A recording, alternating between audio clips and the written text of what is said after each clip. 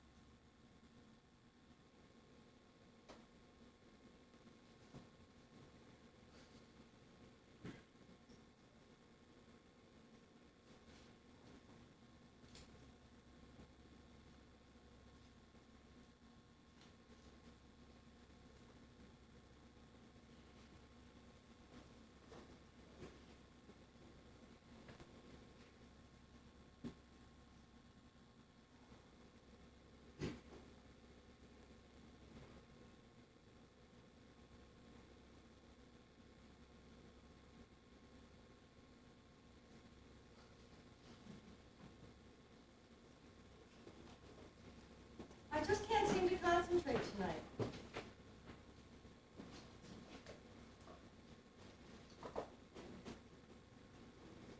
Excuse me. I hate to be nosy, but may I ask you what you're reading? I love books, and I'm always interested in what people are reading.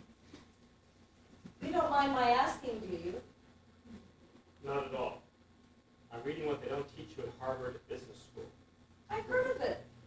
Never read it. I'm not the business type, I'm afraid, but I've heard of it. Is it good? Very informative. Informative.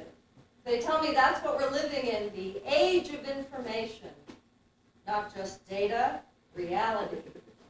I've always been impressed with that concept. I don't know why, but I have. Oh well. Anyway. What is it they didn't teach you? The Harvard Business School, what was it they didn't teach you? How to manage your time efficiently. Ah, time, yes. I always seem to be at a loss when it comes to time. I'm perpetually late. Mother says I'll be late to my own funeral. That's our little joke. Time. It seems like such a bother, really. All those hours, minutes, seconds. What else does the book talk about? About what? About what the Harvard Business School didn't teach you. That's about as far as I've gotten. Oh.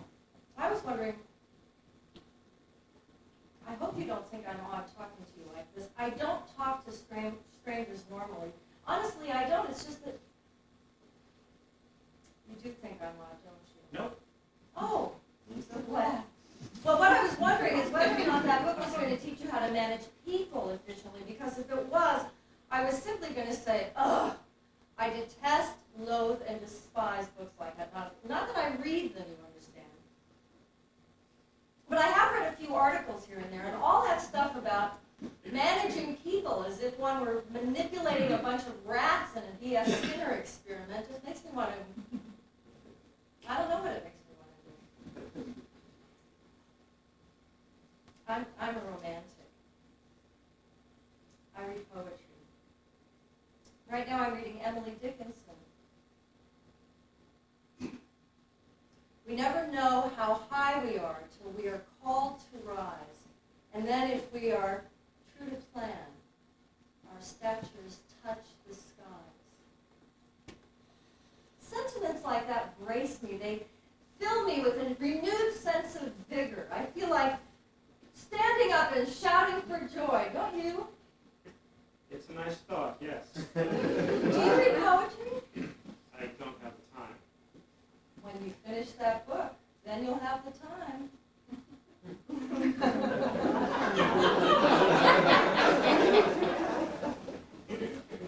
I have an aunt who's forever telling me what a romantic she is. If I read a poem to her, she sighs. If I play an operetta or some sappy piece by Tchaikovsky, she practically swoons. I'm a romantic, she keeps telling me, an incurable romantic. What she is actually is pathetic. She's 67 years old and an old maid, a fat old maid. She wheezes up a flight of stairs like an elephant that's had its throat cut. Who's she trying to delude with all that romantic stuff? Me? Or probably herself. It's pathetic. There's no other word for it. Pathetic.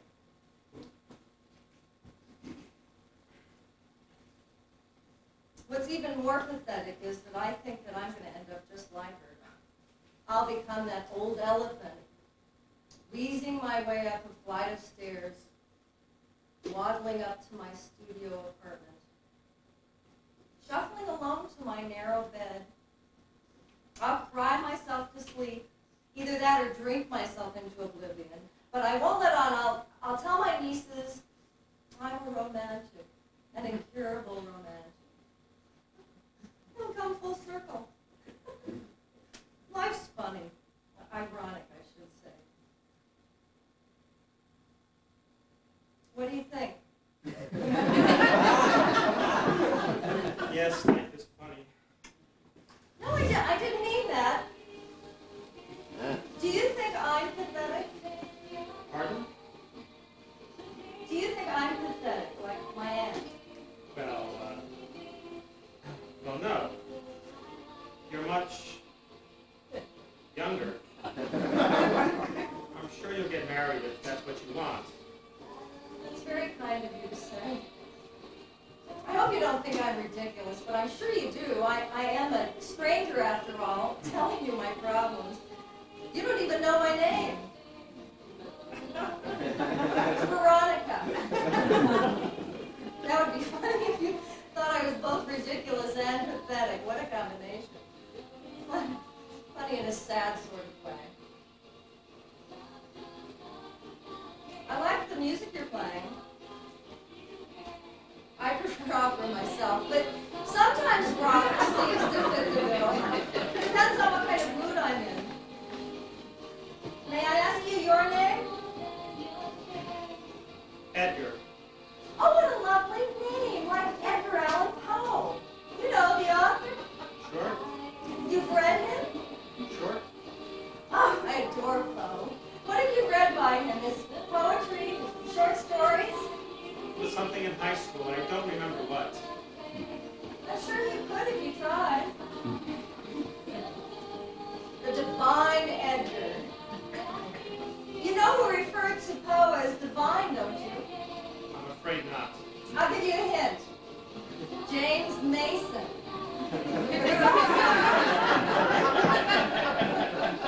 It was Humbert Humbert. Who? Humbert Humbert, the hero of Lolita, you know, by Nabokov. Divine Vladimir. They made it into a movie with James Mason. I guess you don't have much time to go to the movies either. Well, When you finish that book, then you'll have time. But I'm tired. I think I could go to sleep right here. I always feel weary around this time of day. I eat my dinner and buzz. I feel like going to sleep. What about you? Do you get drowsy around this time? it's getting late. Dinner will be waiting. My girlfriend. Oh, sure, I understand. I've got to leave too. But don't you ever feel like saying, the heck with it, I want to sleep? Not really. Lately, I feel that way a lot. All the time. I feel like sleeping all the time. Because I could not stop for sleep, he kindly stopped for me. My little parody. Of Poe? No, Emily, of course. Because I could not stop for death, he kindly stopped for me. The carriage held but just ourselves and immortality. That's pretty morbid. I don't think so. I'd say you look somewhat cadaverous yourself. What do you mean by that? I didn't mean it as an insult. You just said I look like a corpse. That's not an insult. I meant it as a compliment. It was a literary illusion. You look like death. What? Death as a metaphor, a mysterious visitor, the unknown prince. You know, the opening up to a new life. No, I don't know. I don't know what you're talking about. I'm so sleepy. Oh, you can fall asleep here. Be my guest. Hey, what do you think you're doing? You told me I could fall asleep here, so I am. Don't be ridiculous. I'm not being ridiculous. I'm going to sleep. Lady, get your head off my shoulder. On the shoulder of a man who knows what the Harvard Business School doesn't teach. Lady, miss? Hey! Christ almighty, she's asleep. What the hell did I get myself into? I should never have opened my mouth. A screwball begins to talk, ignore her, walk away. New York City is full of wackos, and when you run into one, you're trapped. There's no doubt. This one's a wacko. Hey lady, I've got to get home. Wake up.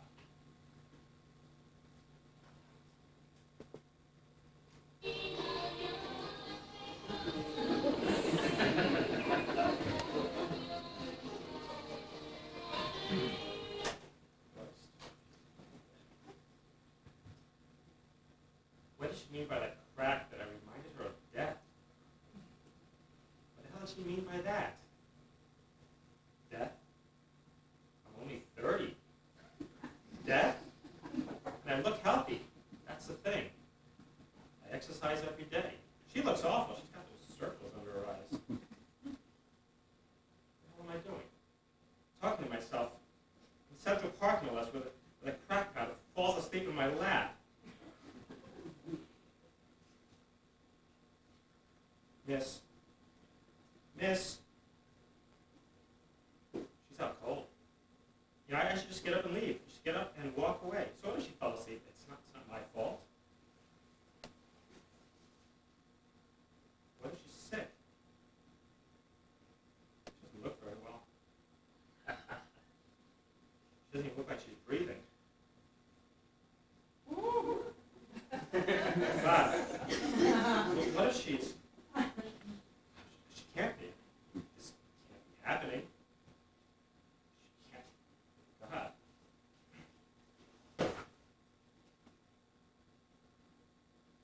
I can't feel a beat. I can't feel anything. God, she can't be dead. This can't be happening. This can't be happening. There's got to be some mistake.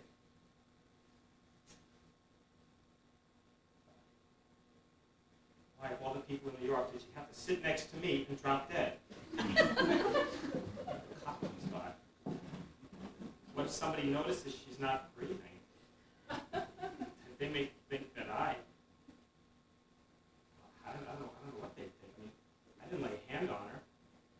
Miss, can you hear me? Wake up! It's got to be a mistake. It's got to be a mistake. Miss, please wake up. I'll do anything if you wake up. Please don't do this to me. Don't! It was not death, for I stood up, and all the dead lie down. Cut. You're alive. You're alive. For each ecstatic instant, we must in anguish pay. I thought I was going mad. A little madness in the spring is wholesome even for the king. Lady, you don't know what you put me through. Even for the king. The king. Oh dear, I can't seem to remember. Through? What did I put you through? I thought you were dead. Dead? Am I that boring? Boring. You almost gave me a heart attack. Why did you think I was dead? Fell asleep on my shoulder and I couldn't wake you up. And I couldn't feel your pulse either. Strange. I thought you were a goner for sure. I don't remember falling asleep or even feeling tired. I'm so sorry if I've inconvenienced you. Please don't apologize. I can't tell you how relieved I am. That I'm alive? Of course, of course. I can assure you that you are probably the only person in the world who feels that way. I'm sure that can't be true. Why are you leaving? It's late. I'm very late for dinner. I just need another minute of your time. Yes, I'd love to, but I... Just one more minute, please. You do owe me something for not dying on me.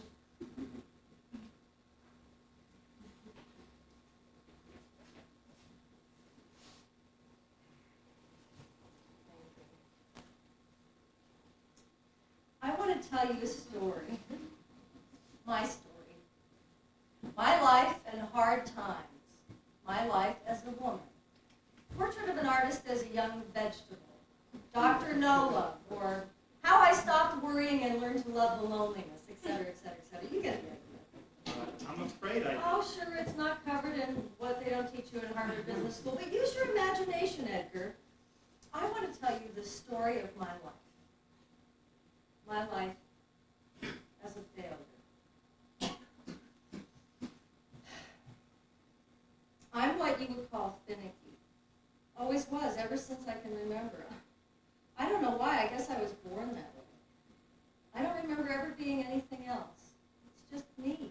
Finicky me. Finicky Veronica. My classmates in grammar school used to call me Poodle because I was so finicky. There's Poodle, they used to shout. Here, Poodle! Here, pretty, pretty Poodle! Lie down, Poodle! Go fetch, Poodle! Wiggle your tail, Poodle! Play dead, Poodle! Oh, such were the joys. Children can be so cruel. Girls, especially. They were merciless. They never let up. And all because of... Why? I asked, what had I done? Edgar, I ask you that. What had I done? I hadn't done anything. I've never harmed another soul in my life. At least I never tried to. So why was I persecuted? Why was I crucified?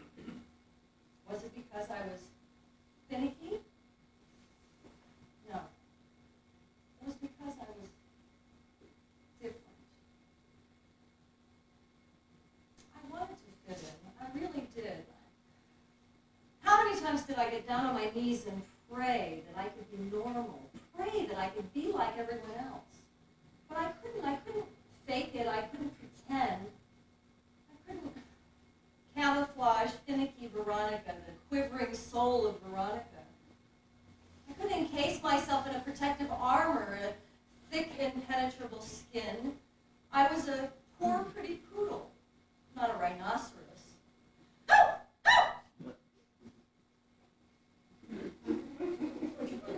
Oh, yes, Edgar, yes, I was different, all right. My little companion here, my faithful friend, my doppelganger, my albatross, my mark of Cain, my sign of the beast made sure of that. From the day I was born, I was damned. Sure, it's a small one, hardly noticeable. I'm not Quasimodo, people tell me. But it's there like another person, another soul. I do my best to hide it, but it always manages to peep out like some unexpected visitor, an uninvited guest. My friend, Mr. Hump. That's what I call it. Mr. Hump. Not Miss Hump, or Mrs. Hump, or Ms. Hump, but Mr. Hump. Mr. Always Mr. Mr. God. Why? Why? An inch this way, an inch that way, and I would have been fine. They have operations now. They can do wonders. There's nothing they can do. Don't you think I've tried? I've been to every doctor in the world. It's useless. I was born this way, and I'm going to die this way. Oh! Oh!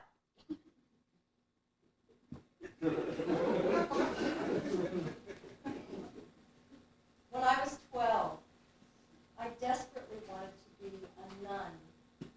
I can remember the exact day I wanted to become one. I was on my way to church, to early Mass, hurrying along so I wouldn't be late. And in the distance, I saw a long line of nuns marching in stately procession.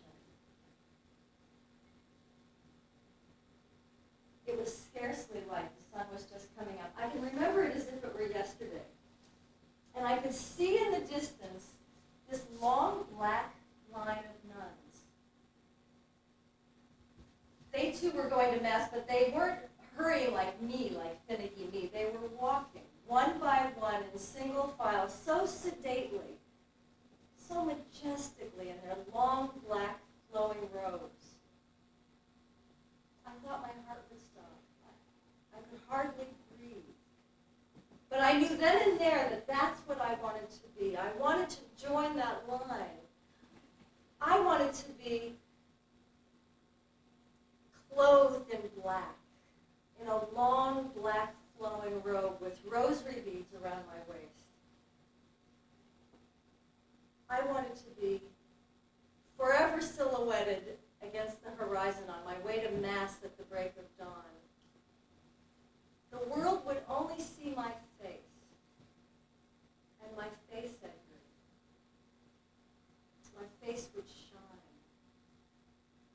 It would be luminous, like Ingrid Bergman's in the Bells of St. Mary's. I would take the veil, hide my body from the world, but my face would shine like a flame, an incandescent candle, the Star of Bethlehem, beckoning the seekers of truth and the pure of heart. I would take the veil, but I would not be hidden. I would be the wise virgin who went forth to meet the bridegroom with her lamp filled with oil.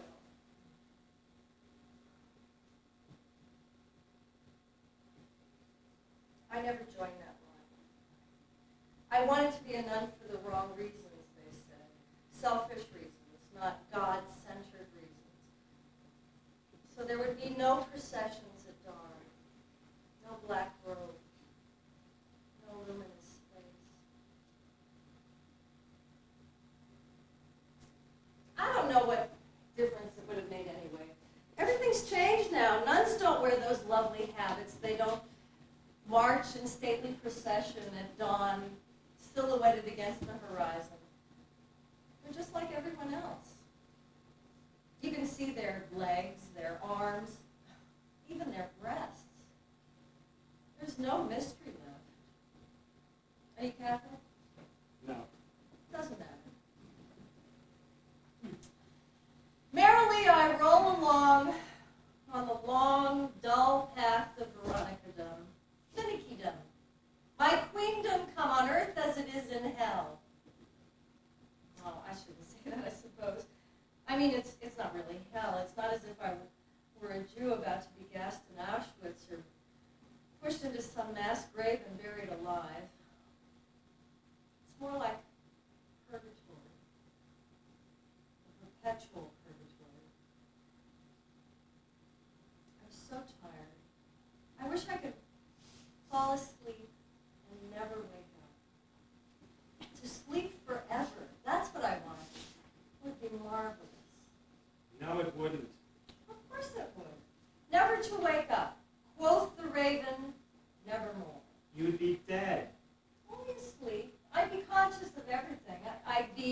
I would see all, but be unseen. Except perhaps for my face. That I would want to remain visible, luminous. I'm so tired. So, what do you do now? I mean, you didn't become a nun, so what did you become? Do you work here in the city? Become? I didn't become anything. Oh, I teach, yes, I teach high school English. That's wonderful. Really, it is. I guess that's how you know all those wonderful quotes. They're not so wonderful. They're just other people's quotes. At one time they meant something, now they're just words. When I was Beautiful words. When I was in college, or in my early 20s, I lived for art. Visi d'arte, as poor Tosca sings so mournfully. It was all that made sense to me. It let me forget my pain, at least for a while. Mr. Hump no longer seemed to be there. I suffered with Anna Karenina, led armies with Joan of Arc. I even hunted the great white whale. Literature was my world, and I accepted that world, all of it at face value. The ghost of Hamlet's father, the witches in Macbeth were as real to me as that man over there. And opera. That I loved most of all. Love and death. The only two things you need to know in order to love opera. Maybe that's one of the things they don't teach you at Harvard Business School. I loved books and music so much that I wanted everyone in the world to love them too. That's why I became a teacher. I tried to instill that love in my students. I wasn't very successful. This is, after all, the story of my life as a failure. But I wasn't discouraged, not at first anyway. It was only when the books and the music started to pall for me that things turned so sour. I didn't care what my students read or listened to. After a while, they even began to frighten me. Every day I went into my room, my classroom at school, scared to death, like a quivering lamb about to be led to slaughter. I felt like I was on display, standing before them naked, Mr. Hump, growing bigger and bigger with every passing minute. Nothing I read, nothing I listened to could help me, could soothe the pain. I was alone, naked and alone. Except on rare occasion, once or twice a year perhaps, I would recapture little glimmers of my past hopes. I'd remember little pieces in an opera, and for a moment or two, my life became unbearable.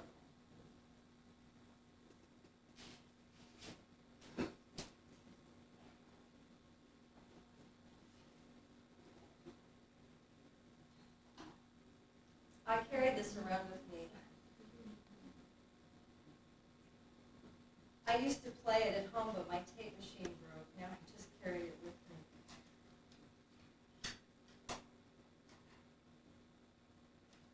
So tired. Opera? La Vergine degli Angeli, from La Forza del Destino. I carry it with me wherever I go. Hey, aren't you afraid? After all, you said I look like death. The angel will protect me. The virgin will protect me. The virgin of the angels, cover me with thy mantle, and the holy angel of God watch over me. Well, there aren't many angels in New York City. Not in this park, anyway. Let's take a walk. Lady, please don't fall asleep. I saw an angel once. It's getting late. It's not safe anymore. I saw an angel once on 14th Street of all places. It was an old woman rummaging about in the gutter. At least that's what I thought she was doing.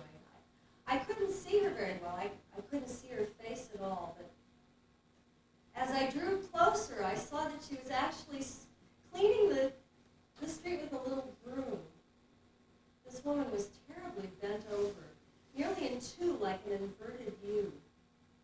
Her head was barely above the ground. Finally, as I drew next to her, I saw her face. She looked up at me and smiled. She was beautiful. She was old, wrinkled. Her pain must have been immense, but she was beautiful. I have never seen a more beautiful woman in my life. Her face shone like an angel's, just like an angel. I walked by. I was too embarrassed to stop. But I'll never forget that face for as long as I live. An angel. An angel from heaven. An angel. Jesus, are we going to go through this again? When she wakes up, she probably won't remember what happened, just like the last time. I wonder if she's done this before, to other men. I don't remember seeing her in the park before.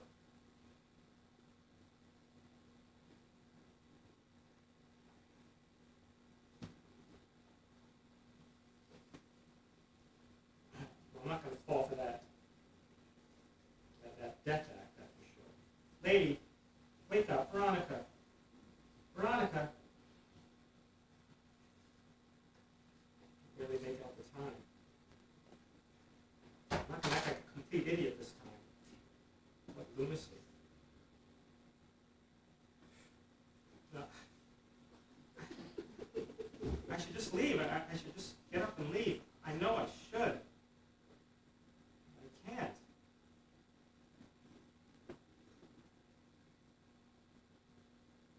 Maybe this will wake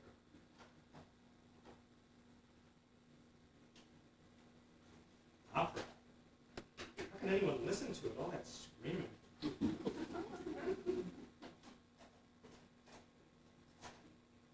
Well, she doesn't wake up by the time this is over. I'll just leave. No second thoughts. I'll just leave.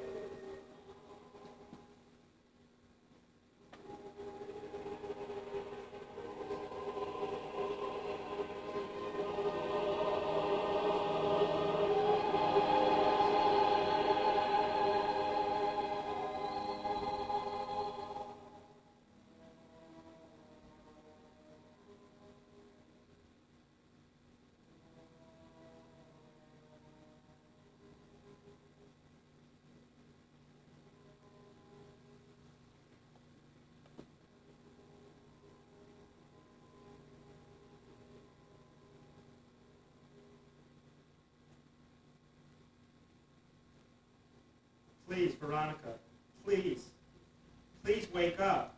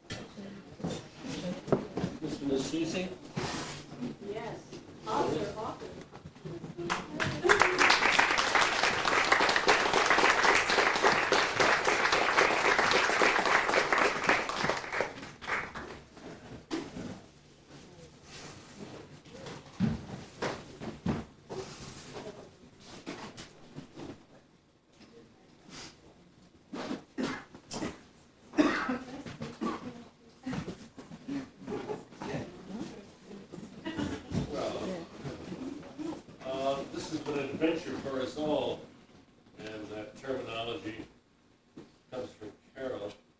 We have an author and people creating new roles that never been done before. And I don't recall a more pleasure-filled workshop. Tom came to almost every rehearsal with us and gave us a lot of help. He promised not to interfere, and he didn't. But he was often helpful.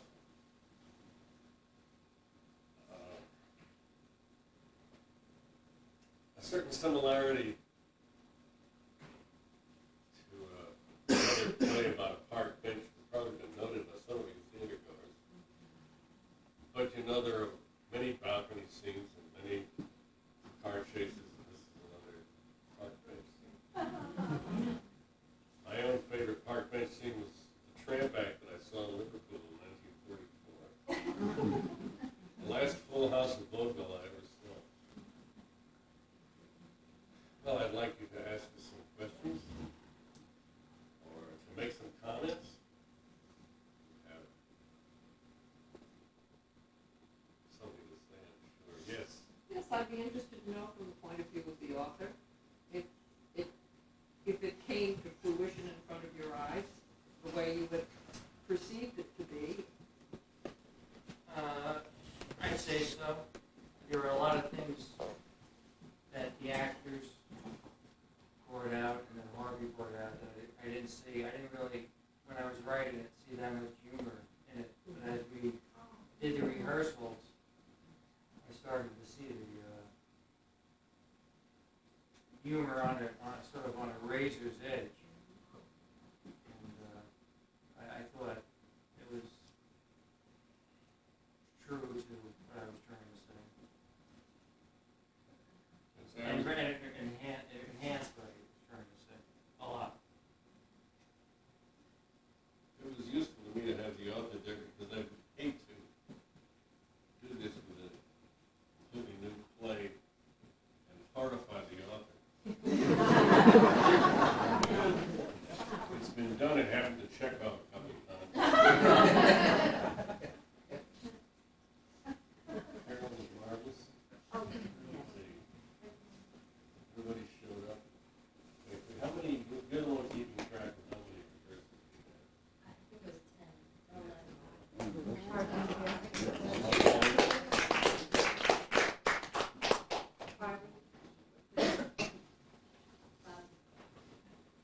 Bobby, Yes, Bobby.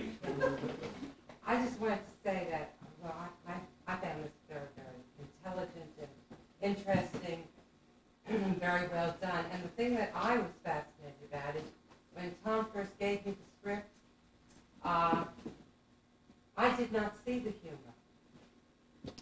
And I just was enchanted by the fact that this was brought out. And I wanted to know how that was accomplished. Was that through you, Harvey? Was that through the actor? How did that evolve? Harvey. Well, you know, if there's any sacrilegious laughter, they'll always blame me. But I think inherent in the situation, I think most people have been embarrassed this way, caught between their humanity and their feeling if they had any sense, they'd get out of here. It's and then there's you go through life with a certain wistfulness. People aren't chasing you as if you were Paul Newman. And all of a sudden, somebody does, and you wish it weren't happening.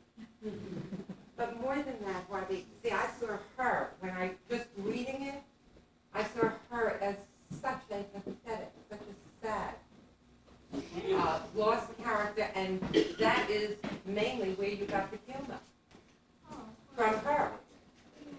She was not feeling sorry for herself, really, basically, through 3/4 of it, and that's what I think works so magnificently. You know, when people tell you bright, cheerful stories about their aunt, they're frequently disguising darker feelings. Yes, I was supposed to ask the playwright, what happens to these two characters after we put a sing them on stage? Yeah. That's another story.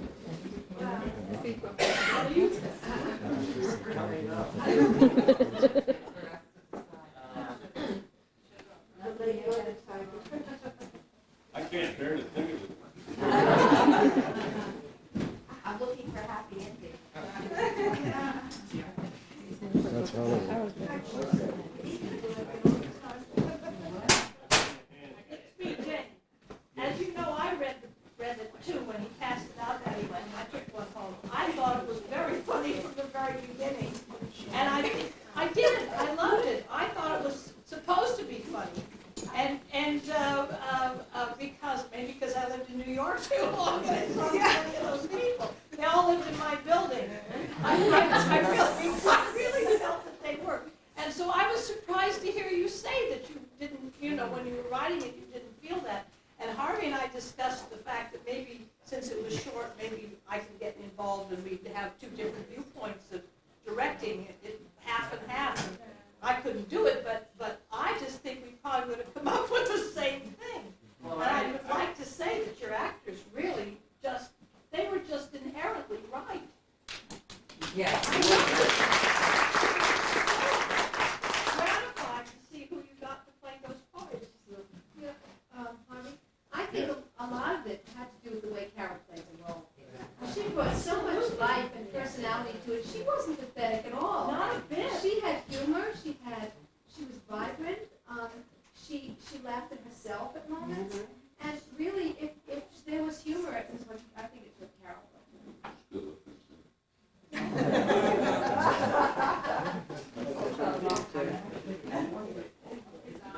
Actually, I think the humor comes from the two of them. That's not to denigrate your role at all. Yeah. But it's a situation because I'm not sure that just being a monologue, a stream of conscious monologue for this woman would produce the same humor. And I must say, the first thing when I sat down was, my God, it's the Zeus story. And, Yeah, right. I played Peter once in the Zeus story, and one of the problems I had as an actor was, why doesn't Peter leave? And that's really a lot of the story of this story, and it's a lot of the story of this, why this man doesn't leave. I mean, ostensibly New Yorkers would probably have left. Probably in an uncomfortable, awkward way, but would have left. And so when he emerges as a character, we learn a lot about her, but we learn something about him because of that simple fact that he doesn't leave. I think a lot of New Yorkers would have left. Yeah. He's a very warm, nice person. Right, that's she's kind of an ancient mariner. That's what she One question, young lady, how did you perceive the role? Because I saw you playing it with humor, but yet again, it had to be the way you perceived it. I think you could have portrayed it the other way too, as a total horror. Oh, I took How her did very, you see it? I took her very seriously. But I think, see, a lot of the humor I was using was to be kind of pleasant with him. It was my best face forward kind of thing. That alone, I really do cry myself to sleep or drink myself into oblivion. But because I'm kind of interacting with him, I'm giving it a lightness. You, but that role could have been played the other way. Yeah. Oh, That's what I I'm know. saying, how you perceive it. You injected the feeling of humor into it, rather than say you injected humor into it. And I think that gentleman's wrong. I don't think most New York men would have just got up and walked. I don't think that's right. I don't think. He either would have done one or two things, try to score with you, or figure you're a nut and wait for the cops to come and turn you in. But I don't think you would have left. I hear you. I wasn't so safe. Can I ask I think I asked you this when I first read it, Tom, why he didn't, I just found him to be a very sensitive human being that was sensitive to her pain, and I wanted to know I don't remember what you said, why he didn't leave. Remember, that was my first thing, I don't understand why he's there. Yeah, I'm sure I didn't have an answer then, but probably because he is sensitive, but I also think he's to a certain degree, he doesn't want to mislead her. And also, about the humor, the way I conceived the character, in a certain respect, was, even though she had a pathetic story to tell, she was very intelligent, and she also could draw back and see herself, so she could say things like, well, merrily we roll along. She was telling a story in the third person. So I think the humor was, I think a lot of the humor came out because of that. It's not that when I conceived it, I didn't see any humor whatsoever. I did. But. I also think that we have been either her or him at some point in our lives. I think we've been that way, either one or the other. This is I was thinking about this when we finished. Doing it on stage here, this was the most sympathetic I felt towards her. I felt more sympathetic tonight towards her than I did in any of the rehearsals. I don't know why exactly that was. It's that show, I had been playing it more like scared, like I'm here with a crazy person, but I just felt, I don't know why, just sympathetic towards her. I felt that Well, coming it's out. about This time. was more than But that didn't necessarily make you weak. I disagree with the author, you were not a weak man. And I think you got to a point where you were listening to her, rather than just working on the part. Probably that came about as a natural. A lot of the rehearsals I do kind of like staring off into space. I mentioned to Harvey, like when you're in an elevator with somebody you really don't want to talk to, you just want to avoid eye contact. When you mentioned that, like just very recently, maybe you react a little more, and then I really felt it tonight. I was listening to her and I was following her more than I think I had in the other rehearsals. And that came through.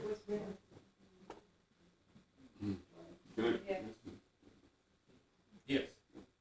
I was wondering if the author would, this story seemed to have no ending, which I thought, to me it had no ending, and that it can go on into your imagination, what you can, I like that. On the other hand, you created some very nice characters and very intelligent English teacher. Would you expand this or change this in the future? Do you have any plans to make this into a full-blown, 3-act show or something? Cross-country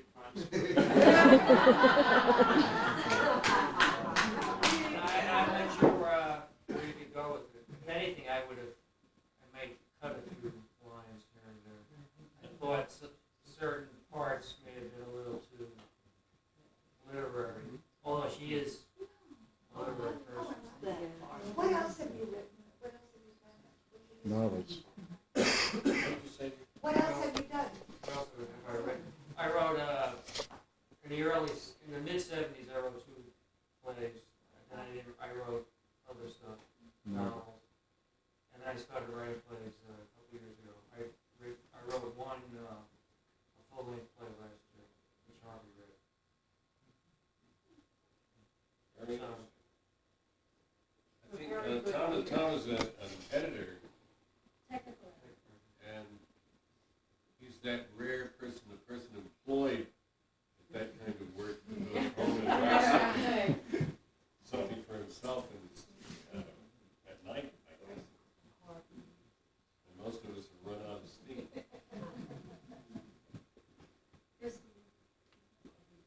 Yes. Yeah. Do you think, it seems to me that her intelligence is the only thing that makes her not just a crazy lady. If she didn't have that, if she wasn't so literate, would he have run screaming after the first 3 minutes, do you think? I think he may have, and also I think it's, as I said before, she is able to, because of her intelligence, she's able to get some distance from herself. She knows she's telling the story, Yeah. and she feels a sort of irony towards her own situation. Right. She's not merely pathetic, and she's not unaware of her own. She was just after all, I'm not Quasimodo. Right. But she feels this immense solitude. And When I read and this- lonely. When I read the script and those yelps were in there, I thought, oh, God. We weren't sure that was going to work, and I even said, if you feel uncomfortable about that, feel free to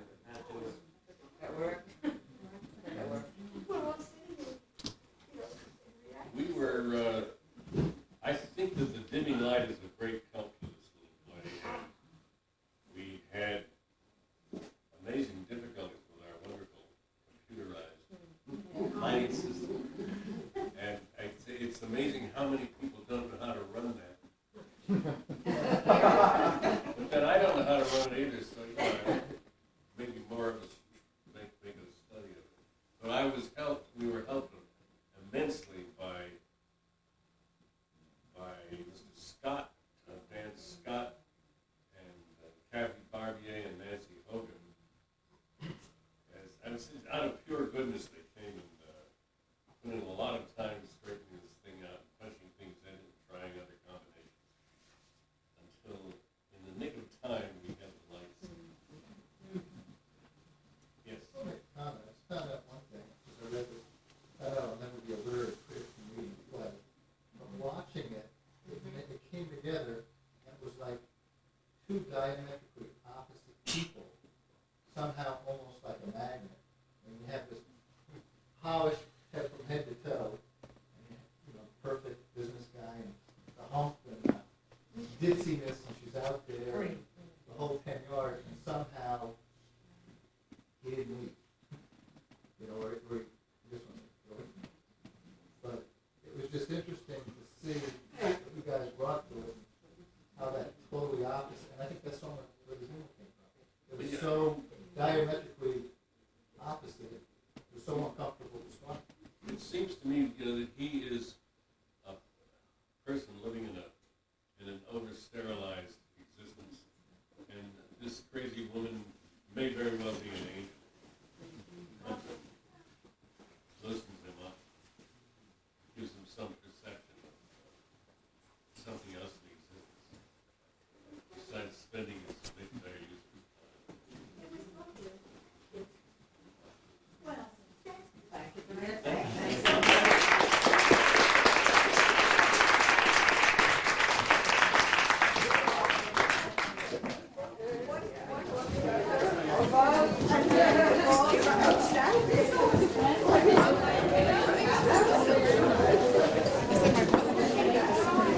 And what do you think of your brother's performance?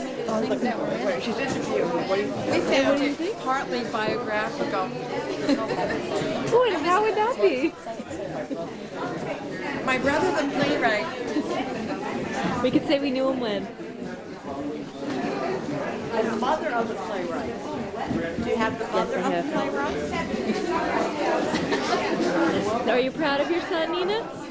I'm always glad.